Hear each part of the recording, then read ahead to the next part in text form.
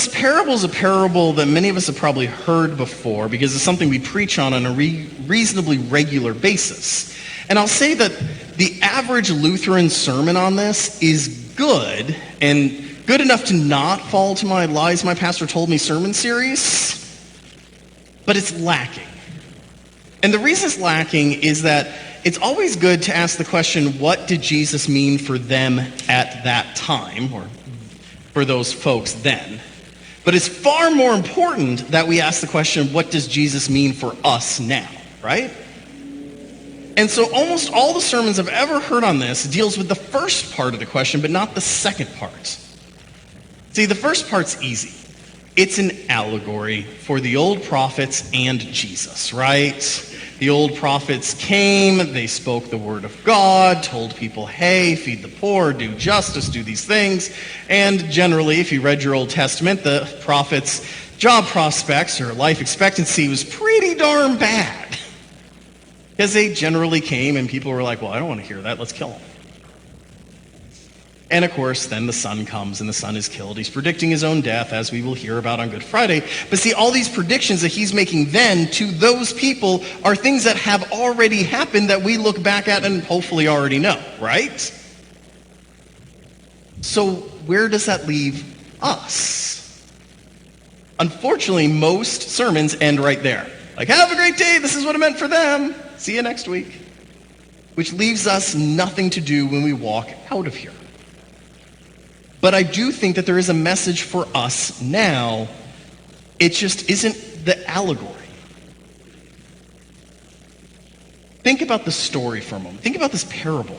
Is it me or is everyone in this parable like off their rocker? I mean, think about it. The landowner sends his slaves forward to collect the money, or the produce in this case. Now, it's worth noting that this sort of business arrangement of renting farmland is something that still goes on today. It is probably, in all honesty, a profession that's gone on since prehistoric time, right? It's simple. I own the land, you farm the land, you give me a cut, you sell the rest, or eat it, or whatever, okay? And so this is not an unfamiliar business relationship. It wouldn't have been unfamiliar back then, just like it wouldn't be unfamiliar now. So you send your folks out there to collect your payment or your portion, and they kill them. I don't know about you. If that happened to me, my next call is the police department. It is not send more people to try to collect the money. Because I just figure, well, if you're willing to kill one, you're probably willing to kill more, right? And it's definitely after the second time that failed, I'm not sending one of my kids out there to collect the money. That's insane. I mean, he says right in there, like, hey, they'll respect my son. Why? They just murdered like at least 6 people. Serial killers aren't known for like, oh no, it's your child. I guess I won't cross that line after killing 6 people. Nonsense.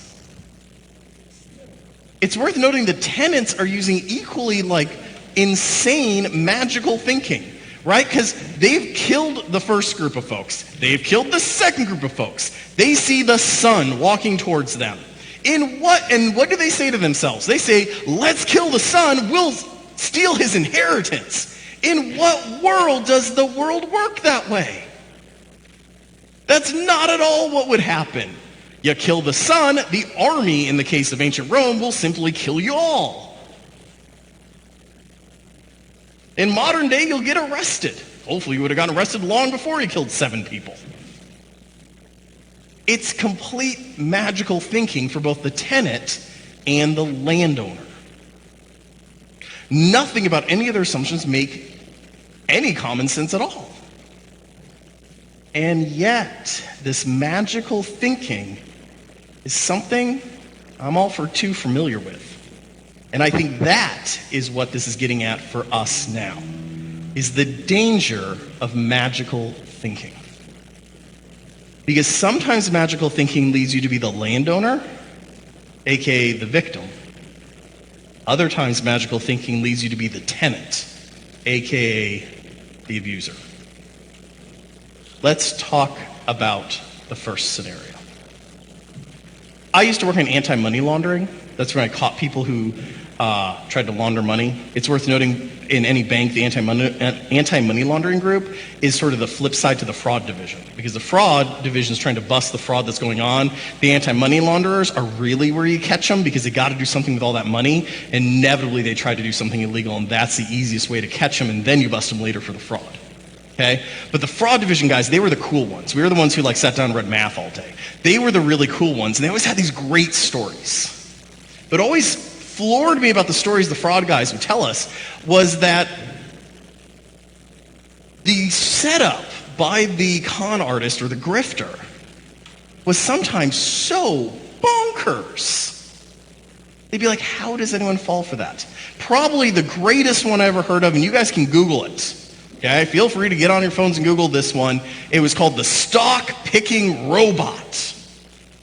Okay? It sounds ludicrous, right? So these two dudes one day decide that they're going to go ahead and run a con. It's an old con called a pump and dump scheme, which was first invented back in like the 1840s. I mean, we're talking old school scheme here. But they had a whole new twist on it. What they were going to do is they bought a listserv for about $1,000. Okay, which gave them a whole slew of emails. So they went ahead and sent out an email, and the email basically said, hi, I'm an MIT or Yale, I forget what university, but one everyone would have heard of, professor, and I've created a artificial intelligence stock picking robot that only picks stocks that win. And I've decided to share my newsletter with you. Okay, now, first of all, that should have been a major red flag, because I don't know about you, if I had a stock picking robot that only picked winner stocks, I'm not telling anyone about that. That sucker's staying in my garage and I'm making money. Okay? And two, I don't have MIT professors contacting me on a regular basis. Anyone here have that? Yeah, that's what I thought. So why would they contact you with this great opportunity? And then it went as such. They would go ahead and they had gathered a few $1,000s. Their stock picking robot picked this random penny stock. They invested in it. It bumped it up a few cents, which is like 2,000% if you have a stock that's only trading at a penny, right? And then they would note in their newsletter the next month, look, our stock picking robot did such a great job. Its next pick is this. But before they declared the next pick, they bought it at 1 cent, waited for everyone to throw in their $5, jump it to 2 cents, they sold out, and then their stock picking robot, after they sold, told you, hey, you should sell too. So they could always sell high, because they always knew when the pump was already primed. And then each time, they had more money to prime the pump bigger with better known companies. Until they walked away with about $34 million. Well, everyone else who helped them prime the pump lost money on most of the time. And you talk to these folks, good folks, smart folks, intelligent folks, who got scammed by this. And you're like, seriously, at what point did you think a stock picking robot made any sense? How did you not see that this was a scam? And it's because people wanted it so badly to be true that they had been randomly picked by this professor who had created a stock-picking robot. And yet, even the basics of economics or common sense would have said this can't be a thing.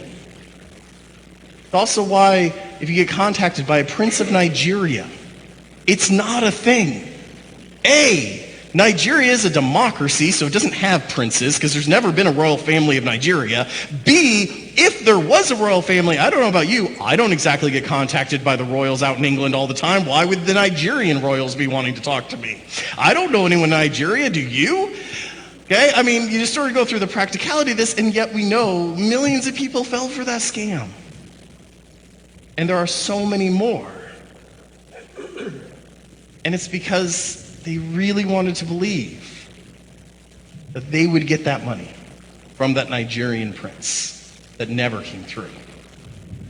And it sounds insane. And it sort of is, because it's such magical thinking. And so when we think magically, we can set ourselves up sometimes to be victims. Set ourselves up to be taken advantage of, just like that landowner. Now, the darker side of this coin, the magical thinking can lead good people to be the tenants also. What do I mean?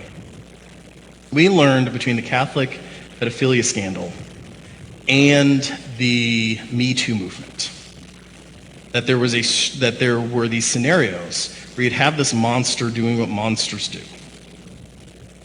And then you'd have all these otherwise reasonably good, wholesome folks around them that squashed people who spoke up, that harassed and fired people who were victims, that covered up thing after thing after thing. Often, when they were interviewed later, after the monster was caught, after they were often indicted because they had done illegal things where otherwise in their life they hadn't had a speeding ticket. And they'd ask him, like, what were you thinking? The people would respond, well, I know that so-and-so probably was doing things that weren't right, but they were such a brilliant, play Mad Libs here, financier, artist, producer, right? Whatever, politician. I couldn't believe they'd be capable, even though 128 people had told me that they had been victimized this way by this person. Because surely if your art was that beautiful, you couldn't be a monster. And yet, we all know that that doesn't make sense. We all know that you can make beautiful art and be a monster or not a monster. Because just because you create beauty doesn't mean you don't come from a dark place. You can be a brilliant person of finance, and it has no bearing on how good or evil you might be. We know that. And yet person after person after person stood by that. Or in the case of the church, you interview these bishops who moved folks around time and time again. And you ask them in deposition after deposition, why did you do this? And they'd say, well, you know, I didn't really believe this person could possibly have done this, and I didn't want the church to get embarrassed, and I didn't want there to be a scandal, and so I moved him to this other church, and then started getting allegations there too, so I moved him to this next. And we all sit here bewildered, like, well, dude, by the second or third time, surely you would have figured out there were horrible things going on. And on one level, you know that if they're moving them around, they know there's a problem, right? And yet, when they're deposed, they go, well, I was trying to protect the church. How in the world is that protecting the church? And protecting it from what? The truth? It's magical thinking. Magical thinking was, I move them, surely this problem will just go away. I'll justify it because I'm protecting the church. It doesn't really matter which one you take on. You can take on what happened at Penn State. You can take on what's happened in school district, governments, churches, whatever. You find these folks who become flying monkeys for monsters. When you get them away from the monster, they're often not evil folks. They're just folks who fell magical thinking. How do you know if you're magically thinking about something? It's actually pretty simple. I've interviewed folks who fell for these scams. They all knew it in their heart, because that's why they didn't tell their parents or their kids or their grandkids what was going on. Because they knew that if they told their grandkids, like, yeah, I was contacted by a Nigerian prince, their grandkids would have been like, seriously, Grandma, what the heck? They hid it because they knew somewhere deep down what they were doing made no sense. It's true in both scenarios. It's why folks who are in magical thinking don't really talk to those who aren't in the magical thinking. Because they know from the outside, it just sounds bonkers.